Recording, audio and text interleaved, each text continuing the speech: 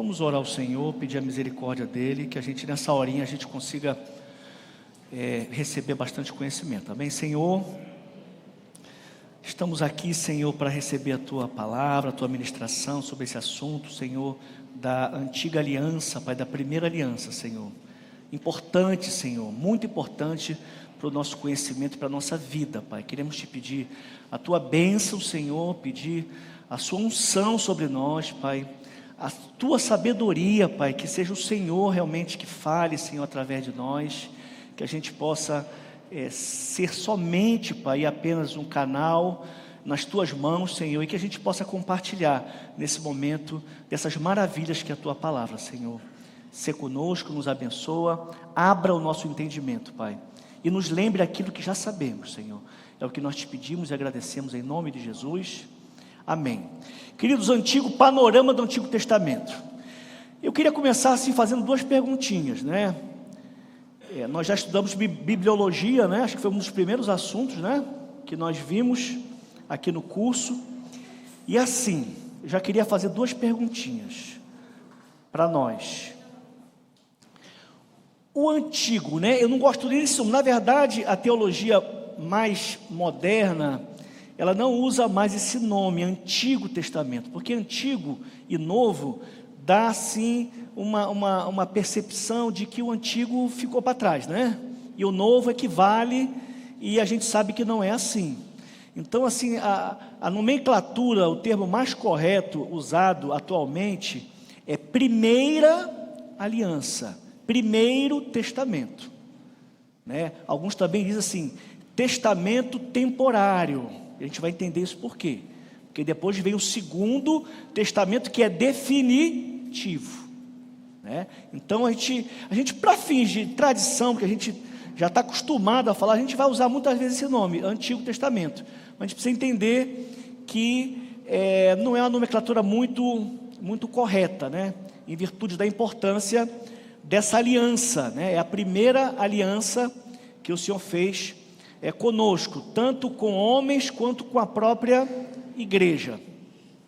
E a primeira pergunta é a seguinte: a primeira aliança, ela já se cumpriu ou ela ainda está pendente de cumprimento? O que vocês acham? A primeira aliança, que é o Antigo Testamento, ela já se cumpriu ou ela ainda está se cumprindo? Quem é que acha que ela já se cumpriu? Levante a mão. E quem acha que ela está se cumprindo? Tá. Vamos lá. Vamos lá. A primeira aliança, ela foi feita inicialmente com Abraão, né, o pai da fé, lá atrás. Ela, por algum tempo, ainda se repetiu com Moisés,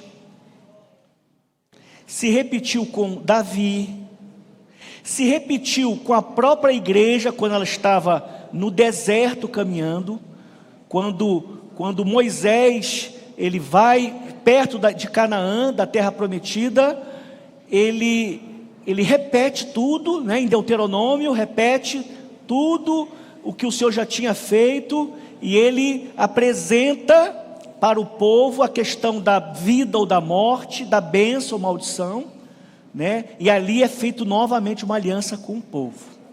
Só que tudo isso tinha um objetivo, e o objetivo era que essa aliança ela fosse cumprida, porque a aliança é uma união, certo? Nós usamos a nossa aliança aqui, ela não tem quebra, né? Ela é contínua, porque ela representa uma continuidade, né? Uma eternidade, digamos assim.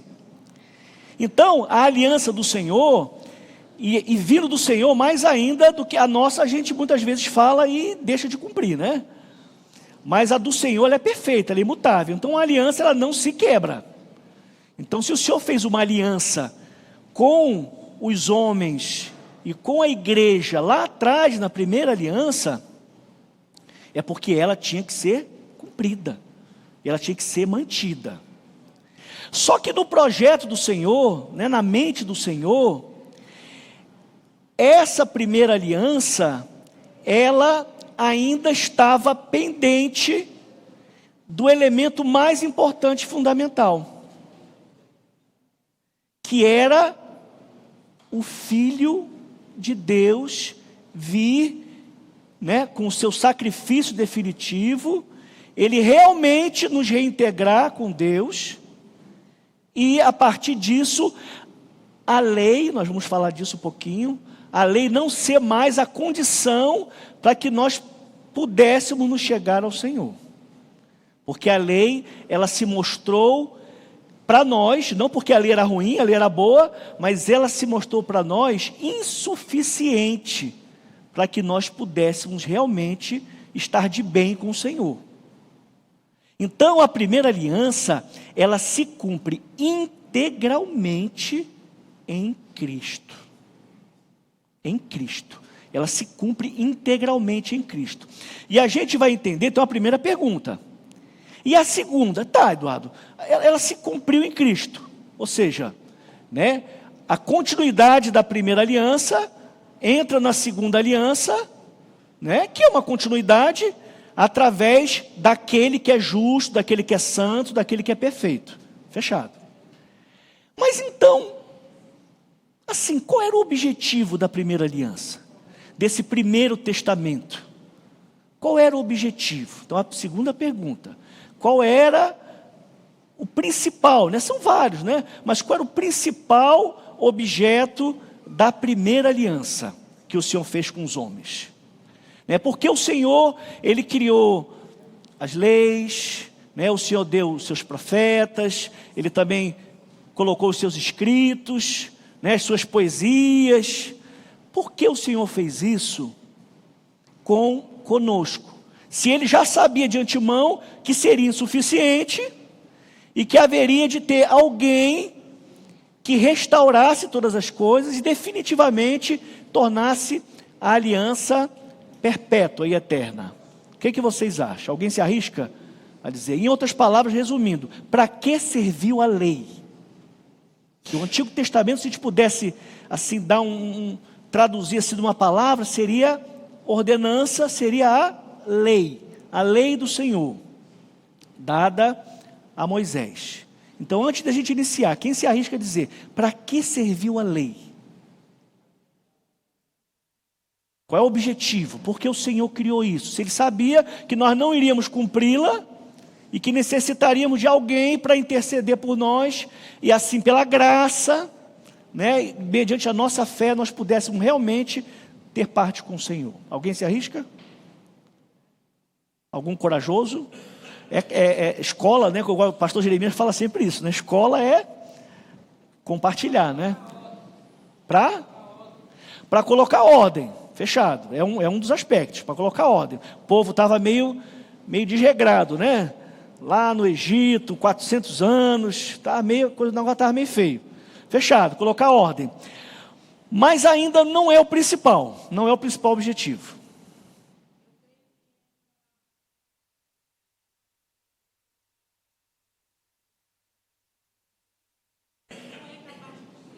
Pronto, começamos.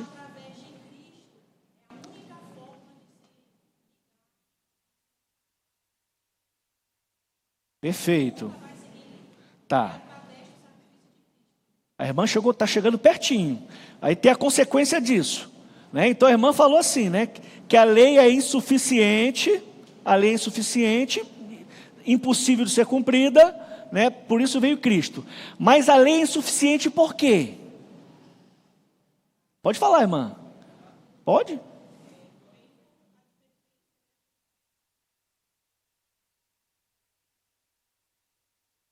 Pecado. A lei é suficiente porque nós somos pecadores com o pecado original, lá atrás. Por isso que é impossível, sempre será impossível cumprir a lei. Hoje, muitas denominações, elas querem assim trazer de volta a lei, né? O judaísmo, né? Querem trazer de volta para a igreja o judaísmo, né? Os seus rituais, seus ritos. Eles vão conseguir cumprir a lei hoje?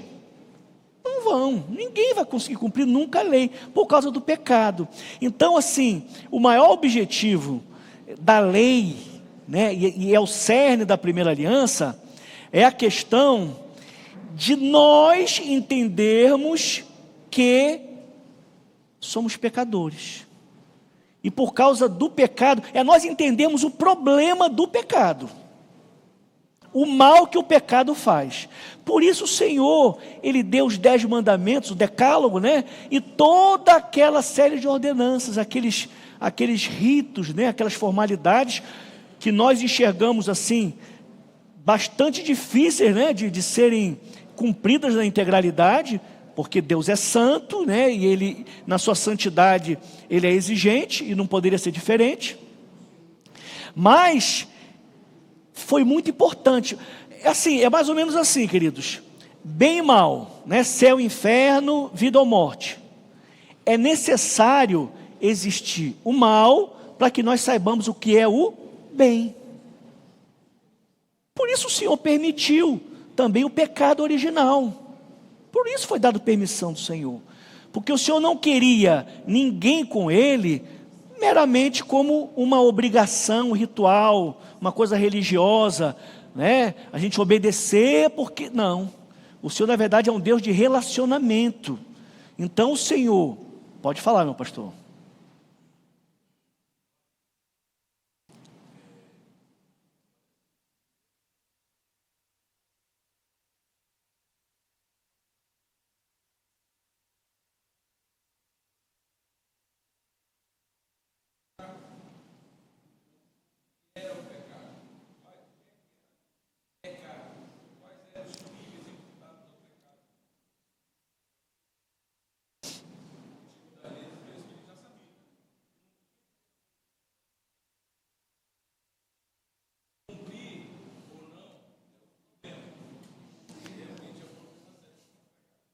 Mas existência, né? O pastor Berg nos lembra, né? O próprio direito, na verdade, o nosso direito, nós temos aqui, né, profissionais do direito, o nosso direito, uma parte dele, né, um fundamento dele, é o direito mosaico, né? Trazido, né, para o nosso, né, para o direito europeu e trazido para nós aqui, né, ocidentais. Então, queridos, assim, encerrando essa parte, importante e necessário que nós tivéssemos conhecimento do pecado e das suas imputações e das suas penalidades, porque entendendo isso, nós entenderíamos que, olha, eu não consigo cumprir isso, mas esse pecado aqui, ele traz malefício para mim, então eu preciso evitá-lo, eu preciso correr dele. É por isso que a Bíblia diz, é fugir da aparência do mal, é fugir do pecado, porque nós não conseguimos conviver com ele e vencê-lo por nós mesmos. Ok? Então essas duas perguntas, elas são importantes para a gente entender a importância do nosso estudo. Então, já iniciando aqui, queridos, o tema é panorama, né, do Antigo Testamento. Aí eu queria pedir ao irmão passasse aqui. Nós trouxemos essa apresentação, ela está incluída, na verdade ela é muito mais abrangente do que a nossa apostila. Então hoje, essa aula esse tema vai ser ministrado em 2 aulas, né? Hoje e domingo que vem. Então eu vou utilizar essa apresentação hoje, ela é um pouco mais completa, mas na semana que vem a gente já vai trabalhar mais a apostila, ok? Então vocês vão ter a semana toda para estudar bem a apostila, que a gente vai trabalhar muito em cima da apostila na semana que vem. Mas o que está ali já está incluído aqui nessa apresentação, ok? Então vamos lá, queridos. Olha o que diz Hebreus. Havendo Deus outrora falado muitas vezes e de muitas maneiras aos pais, pelos profetas, nestes últimos dias, nos falou pelo Filho, a quem constituiu herdeiro de todas as coisas, pelo qual também fez o universo. Né? E ele termina esse texto. Então, a primeira parte, Deus falou conosco através de muitas maneiras, né? Aos pais, pelos profetas, e após esse período falou pelo Filho. Então, já no Novo Testamento, a gente vai ver que ele faz muitas citações da Antiga Aliança. Pode passar, meu querido, porque eu estou passando aqui também.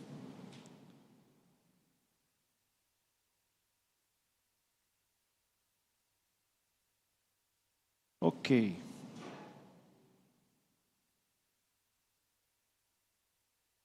Só dar uma ajeitadinha aqui, bem rápido aqui. Pronto.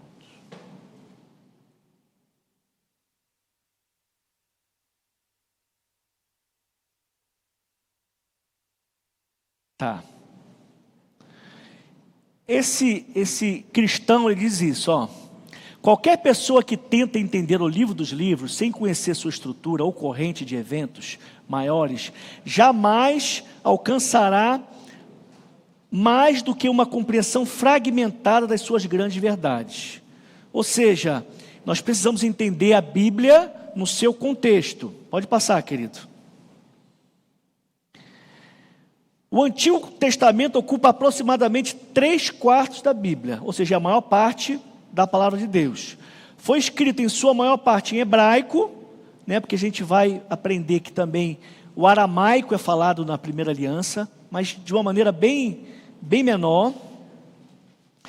Né, vamos relembrando, né, a gente vai trabalhando e relembrando o que a gente aprendeu. Quais são as línguas utilizadas na Bíblia? São 3. O hebraico e o grego no Novo Testamento, né? Então, nesse nosso estudo aqui, são 2 línguas, o hebraico e o aramaico. Isso. No Novo Testamento, nós temos a história de um homem, né? O Novo Testamento, ele é traduzido por Cristo. Na verdade, a palavra do Senhor é traduzida por Jesus. Mas o Novo Testamento é a revelação definitiva dele, né? Na nossa antiga aliança, nós temos uma história de Deus formando uma nação da qual seria um redentor. Ou seja, é a história de Deus com o homem. E basicamente com uma nação, um povo escolhido, que é o povo de Israel. Né? E através dessa nação, desse povo, é que vai sair quem? O redentor, aquele sem pecado. Pode passar, meu querido.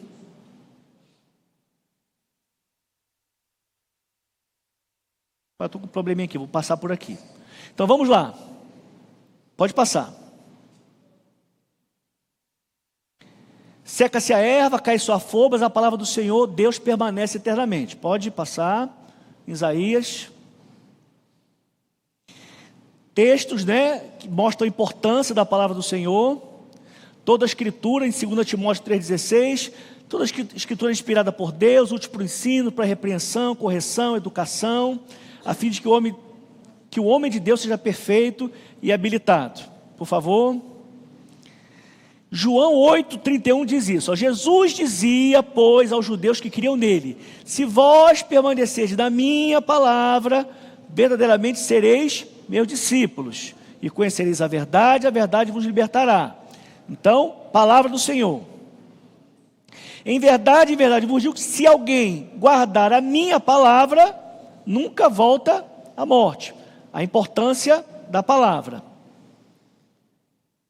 Porque a palavra de Deus é viva e eficaz, mais penetrante do que qualquer espada de 2 gumes, e penetra até a divisão da alma, do espírito, junto às medulas, e apta para discernir os pensamentos e intenções do coração. A palavra de Deus é viva e eficaz. Filho meu, em Provérbios, filho meu, guarda as minhas palavras e as esconde dentro de ti os meus mandamentos. Guardas e vive a minha lei, como a menina dos teus olhos, ata-os aos teus dedos, escreve-os na tábua do teu coração. Né? A palavra, ela falando dela mesma, né? Metalinguística. A Bíblia é a revelação de Deus à humanidade. Deus é o seu autor, o Espírito Santo seu intérprete, Jesus o seu assunto central. Ela expressa a vontade de Deus, para o homem ele mostra o caminho da salvação. São conceitos, né, da importância. Em que línguas foi escrita a Bíblia? Vamos ver se nós acertamos. Hebraico, aramaico e grego. Né? O grego, no Novo Testamento, o hebraico e o aramaico. Tá. O Antigo Testamento foi traduzido em grego a partir do século III, em Alexandria. É o que nós chamamos da Septuaginta, né? Ou a Bíblia dos 70.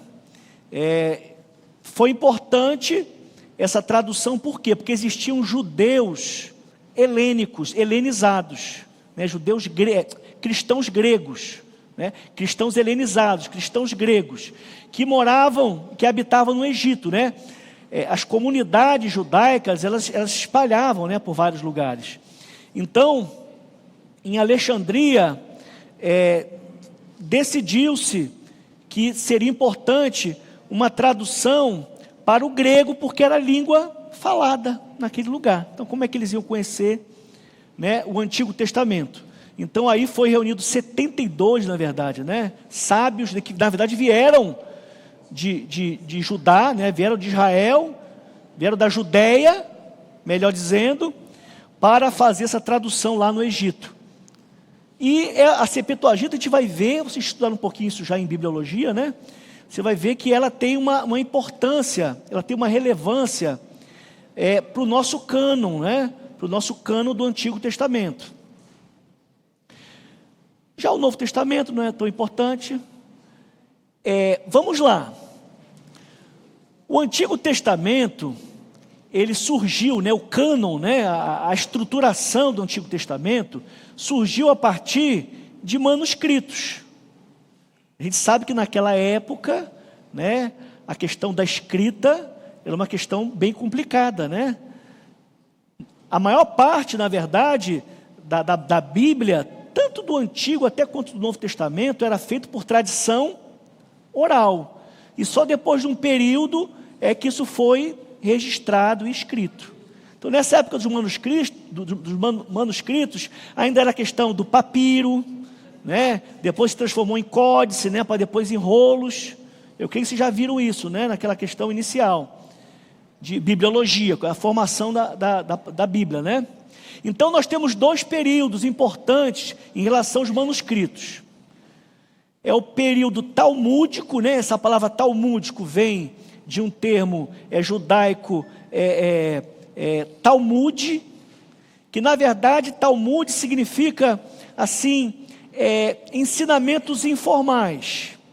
Não era exatamente a lei do Senhor escrita. Eram assuntos, por exemplo, voltados para o dia a dia do cidadão hebreu, do judeu. Então, a questão do direito, por exemplo, das normas, né, das formas de convivência. Então, era o Talmud. Mas o Talmud, ele era muito utilizado, porque ele não era heresia. Ele era uma forma de interpretação, de estudo da palavra, trazendo para o dia a dia deles.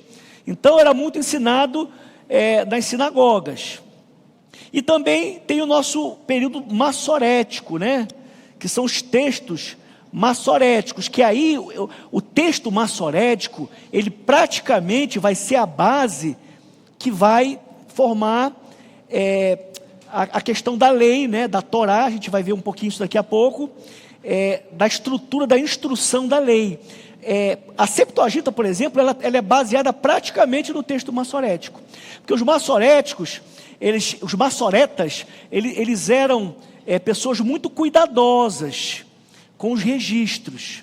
Então, de uma maneira assim, durante um certo tempo, eles tiveram aquele zelo, aquele cuidado de começar a transcrever todos aqueles escritos que estavam espalhados e fazer uma condensação e formar uma coisa só, uma unidade, né, de escritos. Então, o texto massorético, que é desse período, ele vai ser muito importante na questão da Bíblia hebraica, que a gente vai ver daqui a pouquinho, que o nosso Antigo Testamento, a base dele é a Bíblia hebraica, ok? Pode passar, meu querido. Né, o papiro, né, que era a forma de se escrever na época. São informações, tá, queridos? A gente vai passando rapidinho aqui. Importante, dá uma paradinha aqui, meu querido. manuscritos do Mar Morto. Durante muito tempo, principalmente na época, no início da Idade Moderna, no fim da Idade Média. A Idade Média foi aquele período da história onde a igreja prevaleceu, né? A própria lei e o direito era com base muito na teologia, na teocracia. Deus acima de todas as coisas. Foi o período de maior domínio da igreja católica, a Idade Média. E aí, inclusive a história, né, considera como a idade das trevas, da escuridão, né?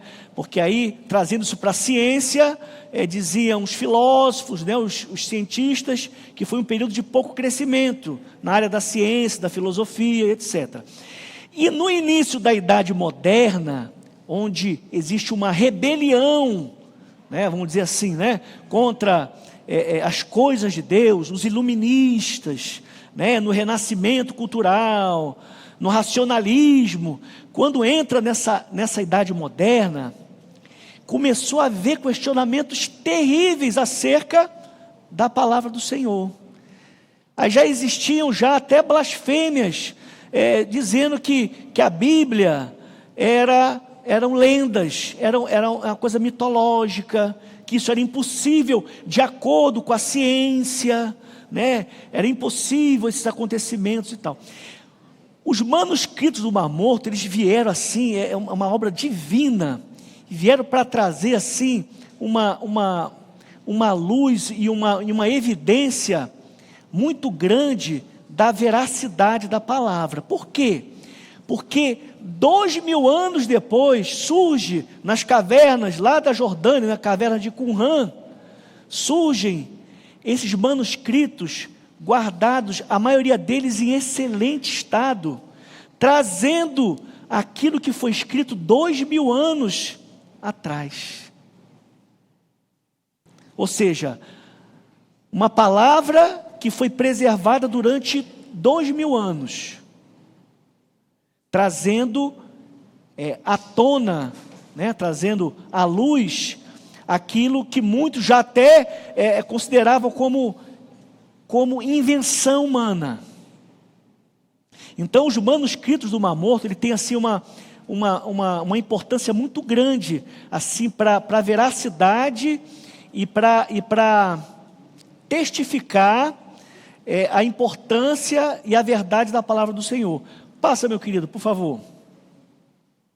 Né, que são os pergaminhos do Mar Morto, que foi em 1947, recente, né, a descoberta desses manuscritos, né, esquecidos por 2000 anos.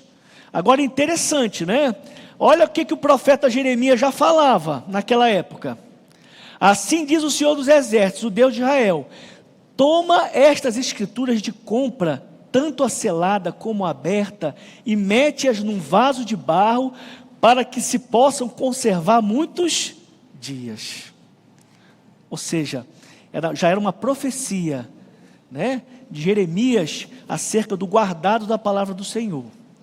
E aí nesses manuscritos foram encontrados, né, nesse conteúdo, né, de escritos, foram encontrados mais de 900 manuscritos, né, desses 206 textos bíblicos, em hebraico, em grego e aramaico, né, 550 textos hebraicos não bíblicos, textos aramaicos, textos gregos, né, um acervo interessante. Foi com um dos manuscritos, né, uma das peças era essa, né, parte do rolo de Isaías, né? Mostra que a Bíblia foi preservada, comprovam a singularidade da Bíblia, indicam que podemos confiar na história bíblica, mostram que Deus preserva a sua palavra, né? É o que eu falei, né? O ceticismo secular. Muitos, né, homens, né, achavam que a Bíblia, né, era uma lenda, e a arqueologia comprovou a historicidade bíblica, né, que não era invenção. Aí vem, a gente traz um pouquinho assim, da história, né, da Bíblia hebraica. Como eu falei, é a Bíblia que é base do nosso cânon. todos sabem que é cânon, queridos. Eu estou falando assim, até um pouquinho rápido, por causa do nosso tempo, porque eu já entendo como ministrado, né? Mas vamos repetindo, né? O cânon, alguém pode dizer para mim, assim, basicamente, o que significa o cânon?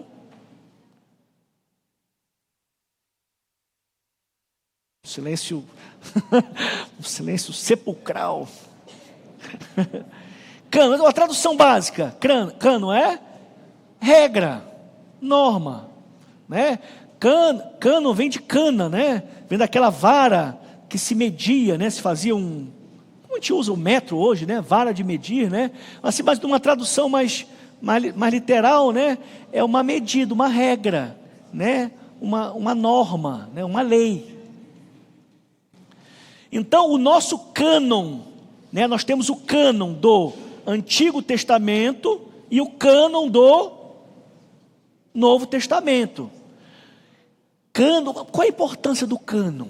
Por que o cânon é importante? Porque no cânon estão os textos, porque muita coisa foi escrita, muita coisa foi produzida, muita literatura foi produzida, mas nem todas elas foram. Qual é a essência do cânon? Serem inspiradas. É uma revelação de Deus, né, que inspirou homens a escrever. Então nem todos aqueles escritos, eles eram inspirados por Deus.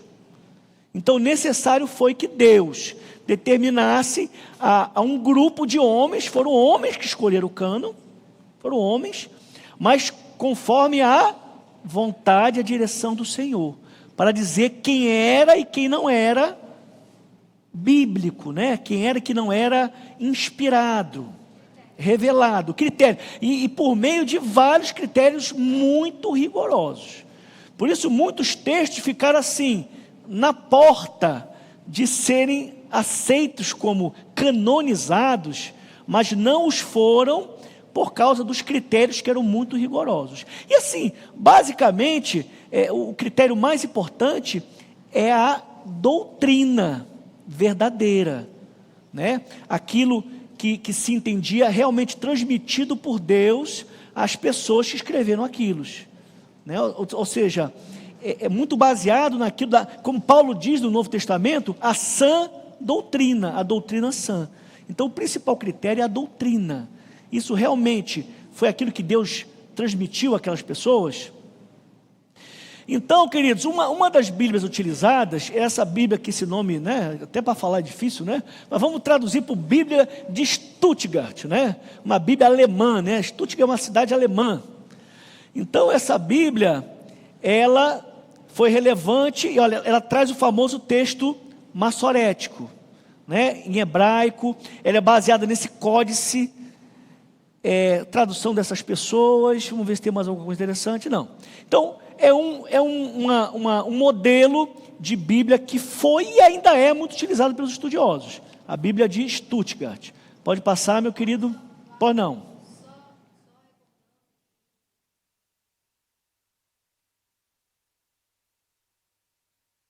Ah, tá.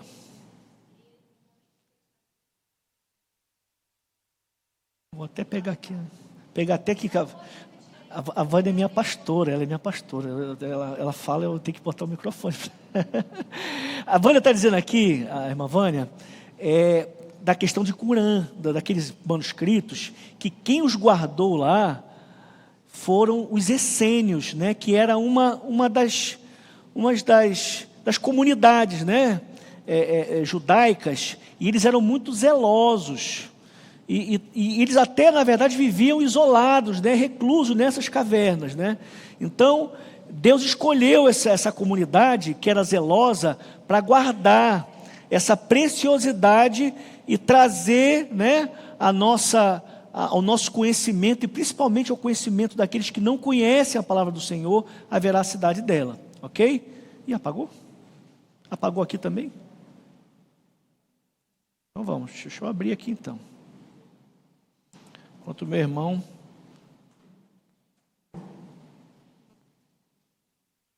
ele acha lá.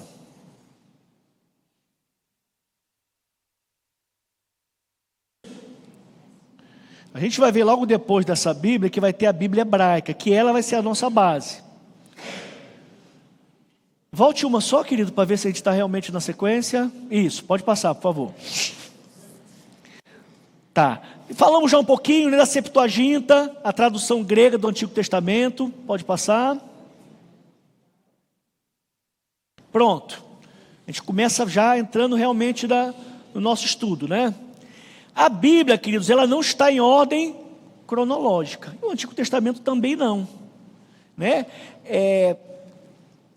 Foi decidido, foi né, tratado, né, organizado em consenso, que seria melhor, para melhor estudo, que a Bíblia fosse organizada por assunto. Então a Bíblia ela é organizada por temas, não necessariamente a sua ordem cronológica.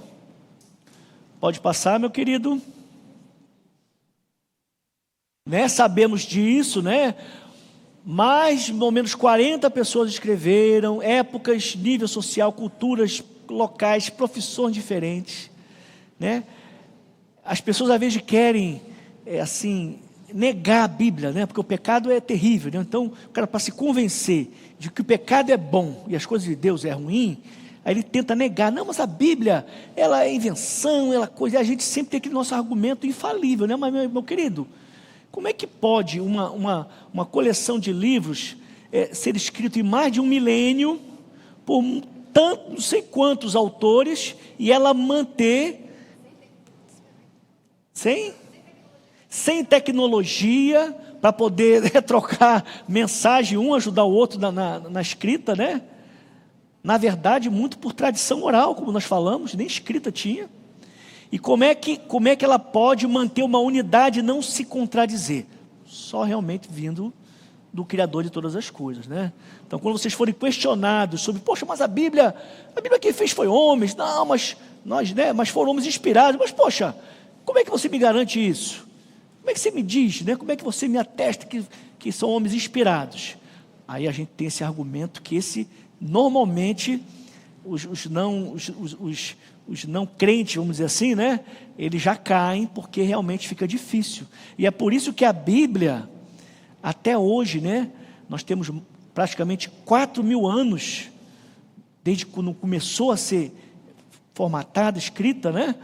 E nós temos hoje a Bíblia como ainda o livro mais vendido, mais lido, né?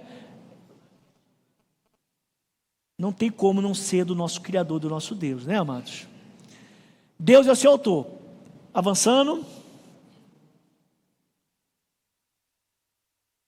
Tá. Pode avançar, querido. Tá. Um pouquinho da geografia, né? A gente vai passar rapidinho também. Tudo aconteceu nessa areazinha aí. Tá? Nós temos aqui, né, o Egito, o norte do Egito, aqui o nordeste, né? Nordeste do Egito. Temos aqui o mar Mediterrâneo e aqui a Canaã, olha, a Mesopotâmia, né? Toda essa área aqui foi a área onde ocorreu, né? Tudo ocorreu e que chegou até nós, né? Temos aqui, né? Na verdade, Abraão veio daqui, a gente vai ver isso um pouquinho mais. Avança, por favor, né? Sabemos, né? Estudante de teologia, se não souber essa pergunta aqui, vai ter que voltar tudo de novo, lá para a primeira aula, né? 66 livros, sendo quantos no Antigo Testamento, turma?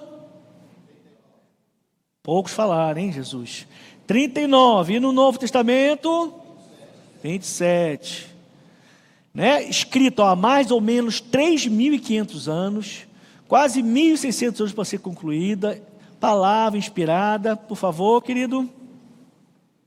Gente, podem me interromper, como a Vânia fez, o pastor Berg, tá? Assim, resumidamente, né? Vamos dividir a Bíblia aqui, né, nos dois testamentos.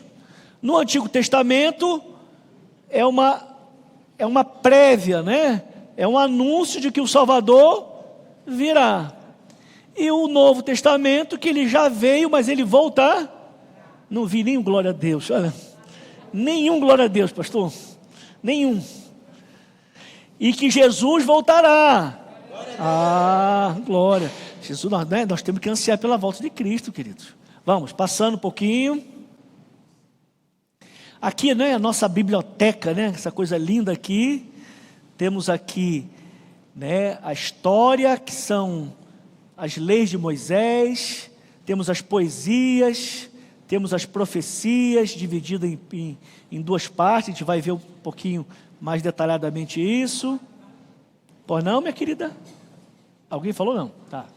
Então, é uma autêntica biblioteca reunida em um livro. Pode passar, meu querido? Pode passar. Já falamos isso, 39 livros, né? 27. Pode passar.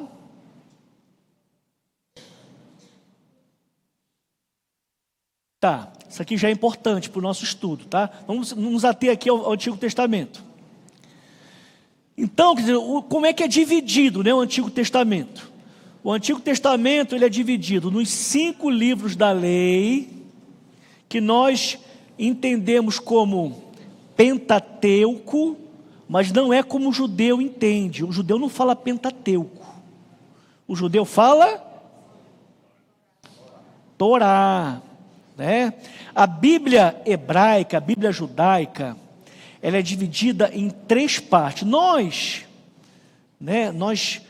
cristãos, a gente fez uma divisão um pouquinho mais alargada, né? Mas a divisão do judeu e o nosso cânon, como eu falei, ele tem base na Bíblia hebraica. O judeu ele divide em 3 partes. É a Torá, são os escritos e os profetas, né? Que eles chamam, né, eles usam o termo Tanakh, o Tanakh, né? O Tanakh de Torá, e Torá para eles, e para nós também, né? É a instrução, é a lei, né? Nós temos os Neviim, que são os escritos, agora eu me confundi, Ketuvim, não, os Ketuvim, que são os escritos, né? As poesias e tudo, e tem os Neviim, que são os profetas. Então, T de Torá, né? N de Neviim e K de Ketuvim, são os termos que eles usam lá, tá? Então, a nossa tradução seria a lei, os escritos e os profetas. Aí nós fizemos uma divisão um pouquinho mais abrangente. Nós pegamos os 5 livros da lei, que nós chamamos de Pentateuco, né? Nós temos os 12 livros históricos, que a gente vai ver um a um. Os livros poéticos, né? Que são os Salmos, né? O livro de Jó, Cântico, né? Eclesiastes. Nós temos 5 profetas maiores e 12 profetas menores. Pergunta, né?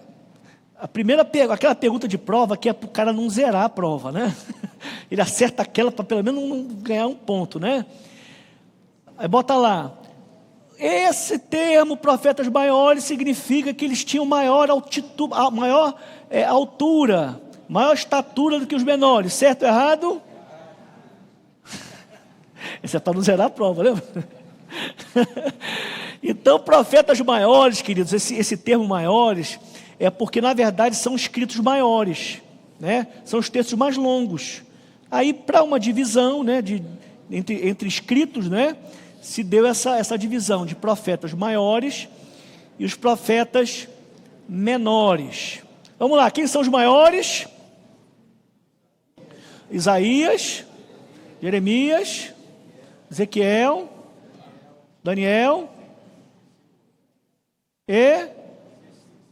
Vamos lá, me ajudem.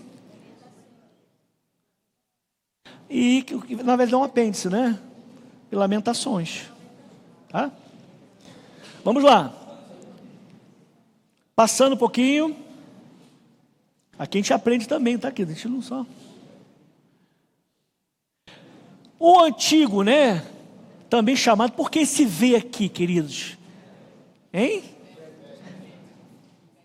Vétero, né? Veterotestamentário, né? O Antigo Testamento e o Novo se completam. No Antigo nós temos o poder, majestade, santidade, soberania de Deus. Aqui Deus ele se revela. Deus ele, eu já tinha visto, desculpa querido, obrigado, tá? Deus ele se revela assim, na sua autoridade, né? Na sua proeminência, na sua grandeza, né? Na sua soberania. E aí, né, como, né, nós somos pais, né? A maioria aqui somos pais, né? Então o pai, ele de vez em quando ele pega o filho e dá uma arrochada, né? Aí o filho olha para o pai e, poxa, caramba, pai, eu tenho que obedecer mesmo, né? Eduardo sabe disso, né? De vez em quando eu pego ele pelo canto e dou-lhe umas arrochadas, ele fica com raiva, invocado, mas isso é importante para ele ver a autoridade do pai. Só que às vezes a gente acalma, a gente se abre, né? Aí a gente vem, aí abraça, beija, né? Aí a gente mostra o amor, né? Assim, né? O outro lado, né? Então assim, é mais ou menos isso aqui. O Senhor, ele se mostra primeiro, né? A sua autoridade, a sua proeminência, a sua grandeza. Aí depois Deus se derrama, né? Por meio de Cristo, né? Do Filho. E Ele demonstra todo o amor que Ele sempre teve, mas que necessário era o momento de se revelar de uma maneira assim, inconfundível, né? Por meio da pessoa de Cristo. O amor é a pessoa de Deus. Vamos? Agostinho, queridos, foi, né, na igreja católica, né? Que era a igreja, como eu falei para vocês, um pouquinho de história, né, a gente aprende um pouquinho de história aqui também. Na Idade Média, né, a idade onde prevaleceu o domínio da igreja e da igreja católica, né, porque já tinha sido declarada universal e católica lá por Justiniano, né, no século IV. E aí Agostinho vem dizer essa pérola aqui, que eu acho muito legal. Olha, o Novo Testamento acha-se velado, né, assim, escondido, subentendido no Antigo Testamento, e o Antigo revelado no Novo. Outros autores disseram o mesmo em outras palavras. O Novo Testamento está oculto do Antigo Testamento e o Antigo revelado no Novo. Assim, Cristo se esconde no Antigo Testamento e é desvendado no Novo. Os crentes anteriores a Cristo olhavam adiante com grande expectativa, ao passo que os crentes de nossos dias veem em Cristo a concretização dos planos de Deus. Coisa linda, né? Agostinho, queridos, foi um dos pais da igreja. Ele viveu no período da história chamado patrística, que é o período onde os pais da igreja, importante esse período, porque eles defendiam com unha e dente a fé cristã. Eles eram atacados, né? Era combatida a fé cristã, e os pais da igreja, com maior proeminência para Agostinho e para São Tomás de Aquino, que foram assim os maiores representantes dessa defesa da fé cristã. E Agostinho é uma bênção, assim, ler Agostinho a gente aprende muito. Era um homem de Deus, Agostinho. Tá, então como nós falamos, né, vamos basear aqui no Antigo Testamento, dividido assim basicamente, né, em lei, história, poesia e profecia. A lei como fundamento da chegada de Cristo. A história como uma preparação para a chegada de Cristo. A poesia como anelo. Traduzindo anelo, é assim, desejo ardente, né? Uma aspiração, né? Então, há um desejo incontrolável, né? Pela chegada de Cristo. E a profecia como a certeza. Então a gente percebe a grandeza e a inteligência do Senhor, e Ele fazer as coisas de uma forma progressiva. A palavra de Deus, ela é progressiva, ela é uma redação perfeita, ela tem um início, ela tem um desenvolvimento, e ela tem um fim que ainda não se concretizou, né? O fim da palavra ainda está inacabado, porque nós ainda não vivemos. Para o Senhor não, para o Senhor já está determinado, porque Ele é onisciente, onipresente, onipotente, mas para nós esse fim ainda está por vir, né? Então, ele começa lá, só um minutinho, querido, bem rapidinho. Então ele começa com o fundamento, né, a base de tudo, ele prepara, aí com conhecimento já existe o desejo, caramba, eu quero conhecer, quem é, né? E termina os profetas dizendo, olha, ele virá, amém? Nenhum amém, mas tudo bem, vamos. Assim diz o Senhor, examinai as Escrituras, porque julgais ter nelas a vida eterna, e são elas mesmas que testificam de mim.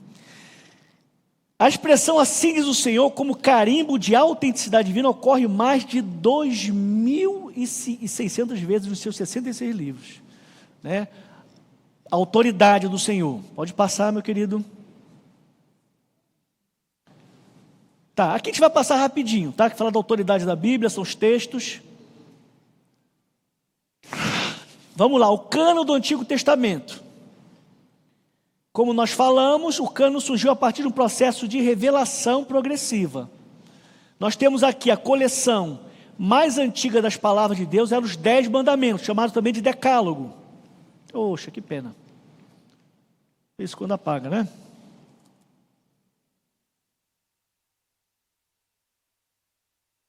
Esperar um pouquinho. O Decálogo. Aí vem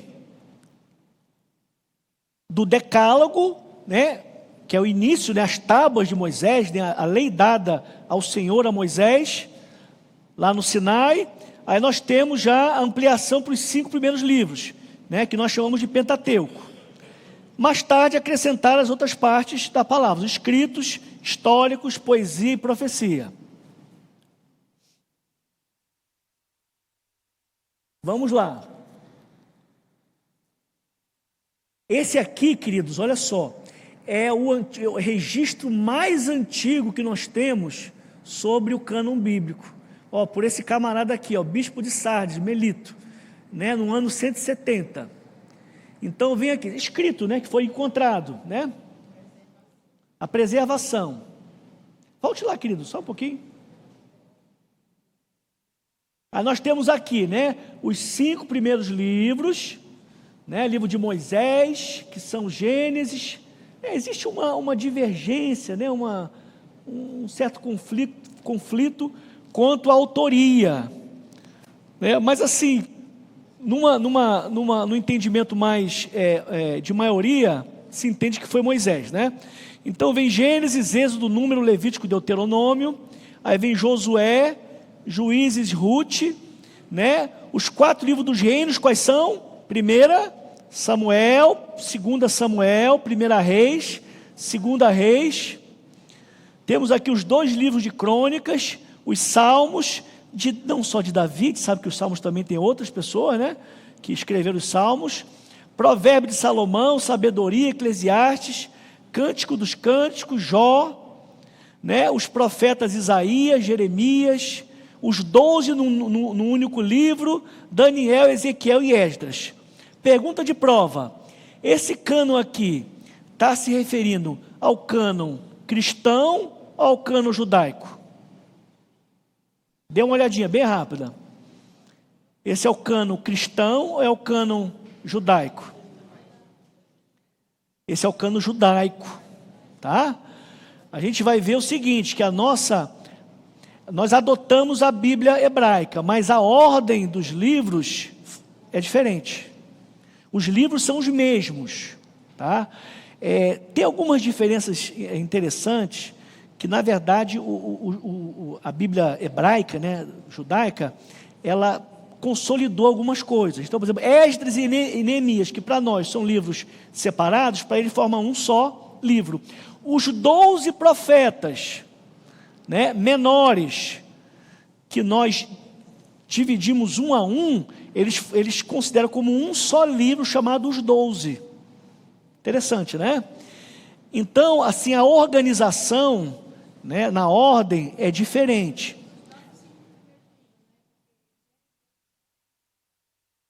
Isso, a própria aqui no início, isso.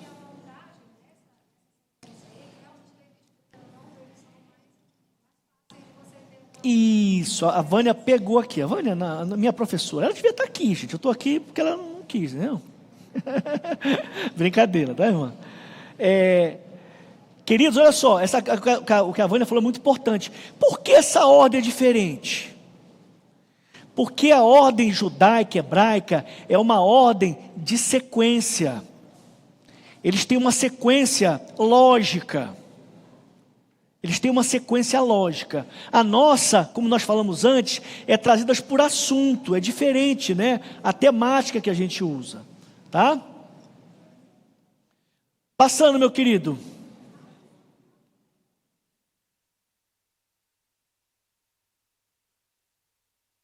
Tá. Então nós temos aqui, ó, aproximadamente 435 anos antes de Cristo, não houve mais acréscimos ao cano do Antigo Testamento. Que período é esse, queridos? Conhecido, né? De 400 antes de Cristo até o nascimento de Cristo. Pergunta de prova: qual é o nome que se dá ao período entre 400 e pouquinho antes de Cristo e a chegada e o nascimento de Cristo? Primeira resposta: período do Antigo Testamento. Letra C, período intertestamentário. Qual é a resposta?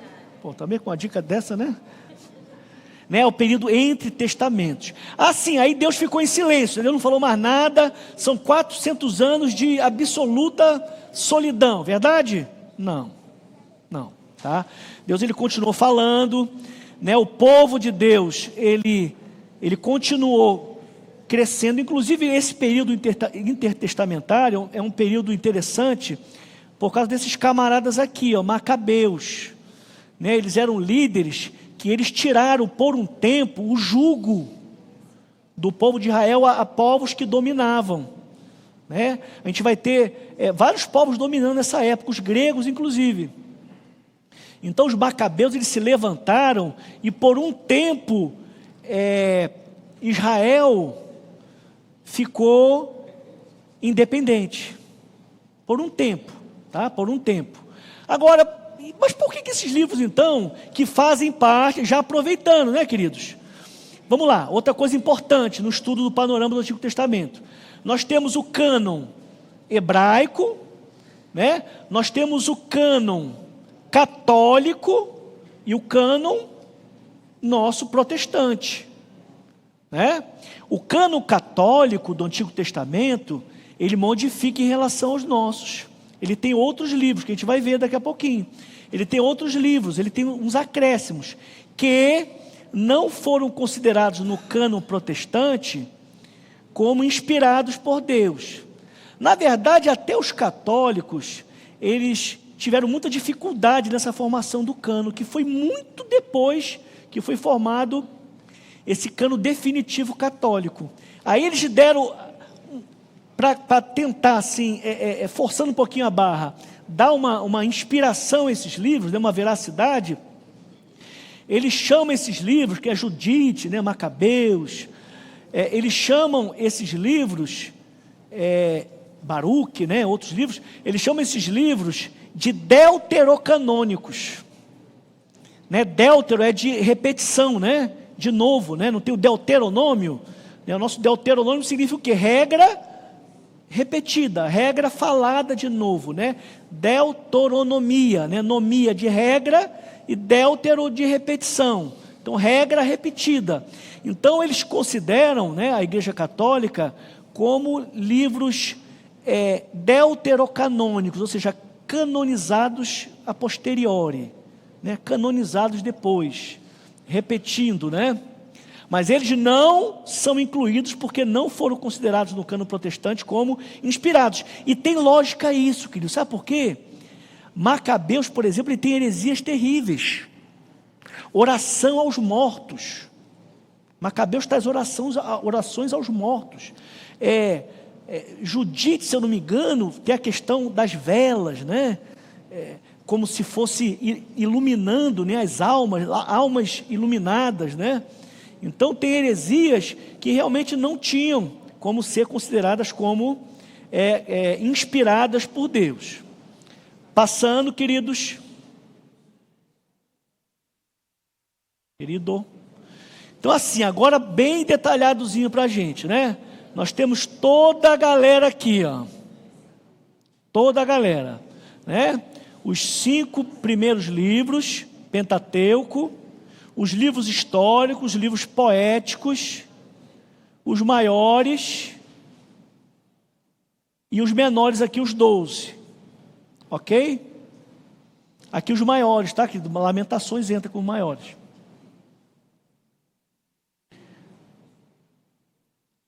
Tá, aqui olha só.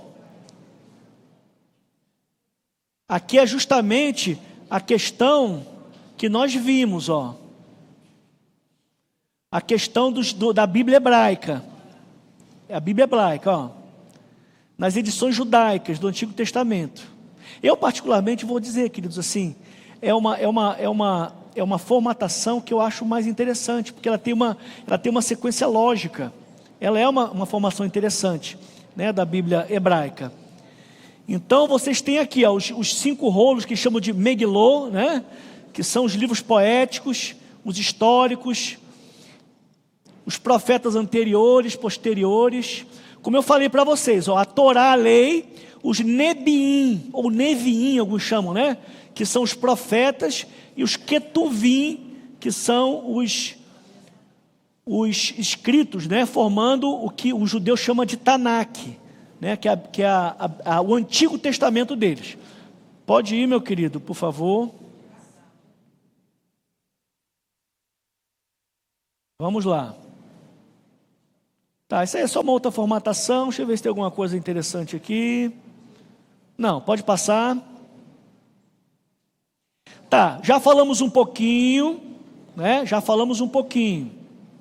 Esses são os livros, tá?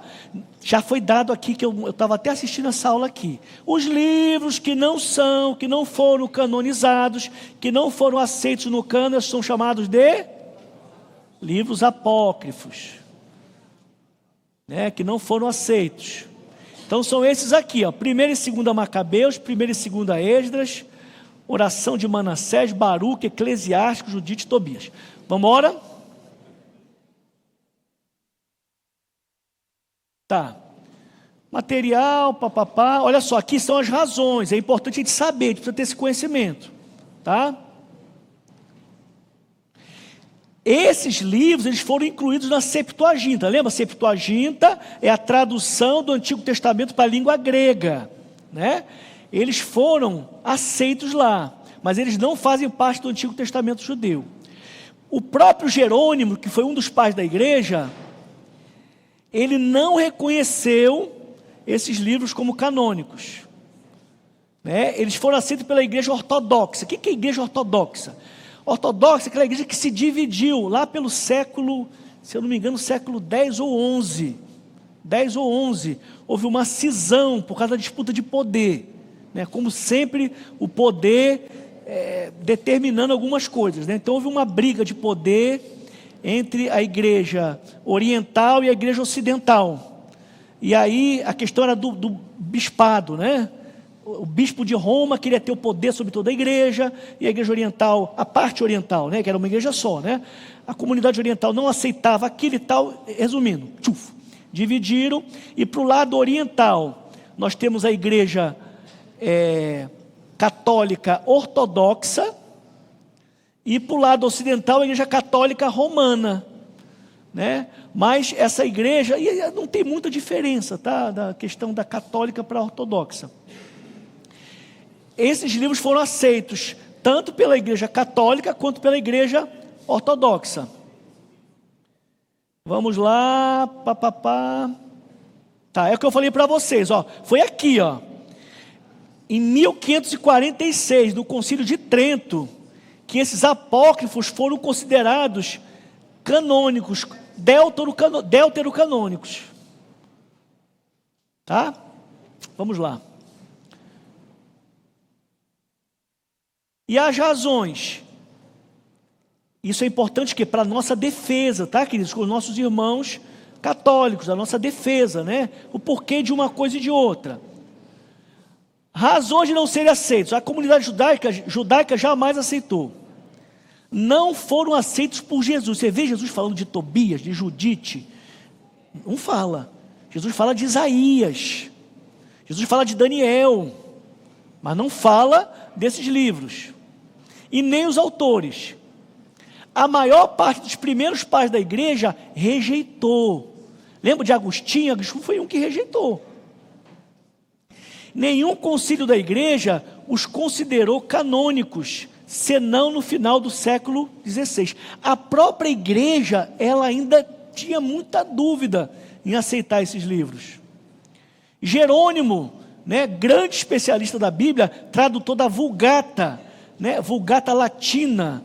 A Vulgata Latina é a tradução da Bíblia para o latim, que foi, na verdade, é a Bíblia adotada pela Igreja Católica, né? É a tradução latina, né? A Vulgata Latina. Jerônimo, que foi um pai e tradutor da Vulgata, não aceitou esses apócrifos, né? Vai passando, querido. Muitos estudiosos católicos, ainda ao longo da Reforma, rejeitaram. Os apócrifos não reivindicam ser proféticos, não detêm autoridade de Deus, contêm erros históricos, graves heresias, a oração pelos mortos.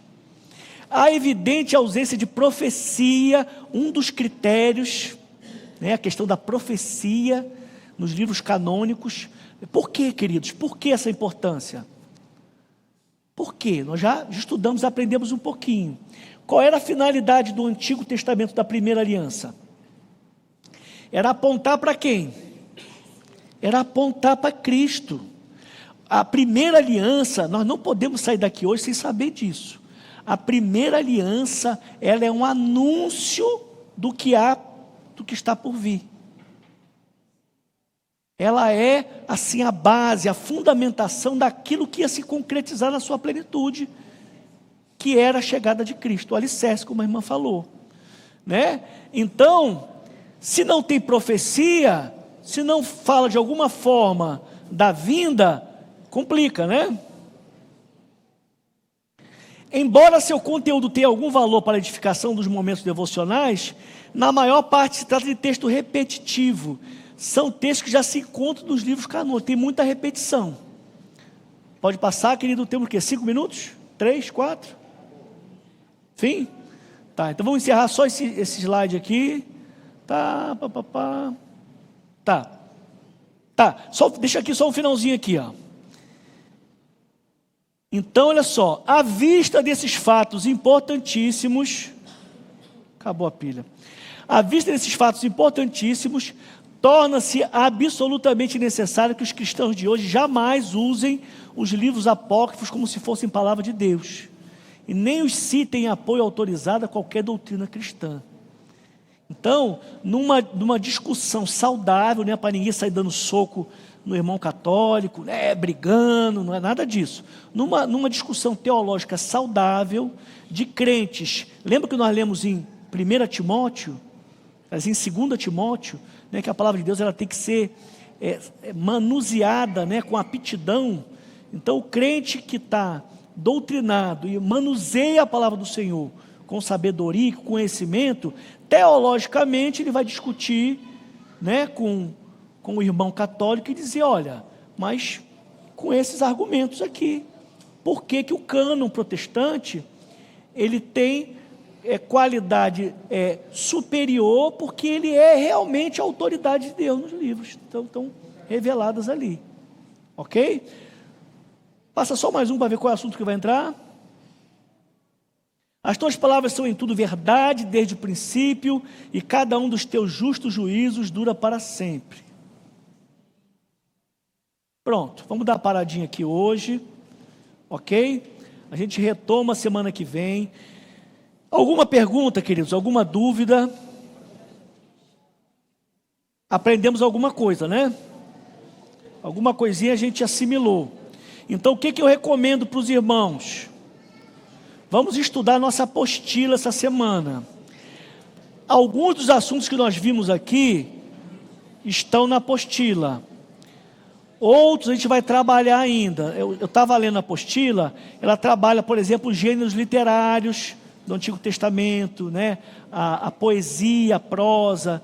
Tem algumas outras informações que a gente vai trabalhar e a gente vai trazer na semana que vem. Aí, dando um tempinho, a gente resolve junto os exercícios que tem no fim da apostila semana que vem.